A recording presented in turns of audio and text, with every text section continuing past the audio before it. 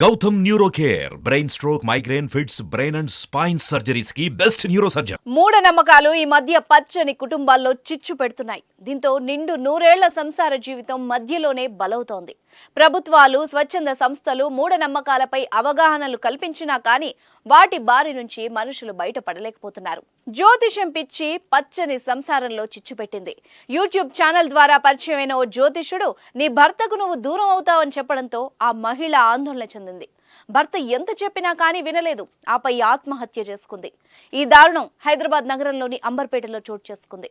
వివరాల్లోకి వెళ్తే హైదరాబాద్ అంబర్పేటకు చెందిన బబితకు సాఫ్ట్వేర్ ఉద్యోగి రామకృష్ణ అలియాస్ రాముతో 5 ఏళ్ల క్రితం వివాహం జరిగింది. కానాజీగూడ ఇందిరానగర్లో నివాసం ఉంటున్నారు. వీళ్లకి 3 ఏళ్ల కుమారుడున్నాడు. జ్యోతిష్యం విపరీతంగా నమ్మే బబిత ఓ యూట్యూబ్ ఛానల్లో చెప్పిన జ్యోతిష్యాన్ని విని అందులో చెప్పినట్టుగా తాము విడిపోతామని బలంగా నమ్మింది. ఇదే విషయాన్ని భర్త రాముతో తరచూ చెబితే ఆయన వాటిని కొట్టిపడేసేవాడు.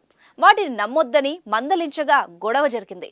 సోమవారం ఉదయం రాము ఉద్యోగానికి వెళ్లగా కుమారుడు అంగన్వాడీకి వెళ్లాడు. మధ్యాహ్నం 2 గంటల సమయంలో అంగన్వాడీ కేంద్రం నుంచి వచ్చిన చిన్నారికి తల్లి ఇంట్లో ఫ్యాను కురేసుకుని కనిపించడంతో కంగారు పడిపోయాడు. వెంటనే కింది పోర్షన్లో ఉండే బాబాయికి చెప్పడంతో ఆయన వచ్చి ఆమెను వెంటనే హాస్పిటల్కి తరలించాడు. అయితే అప్పటికే ఆమె మృతి చెందినట్టు వైద్యులు నిర్ధారించారు. విషయం తెలిసిన బబిత తల్లిదండ్రులు అదనపు కట్నం కోసం వేధించడం వల్లే కుమార్తె ఆత్మహత్య చేసుకుందని ఆరోపించారు.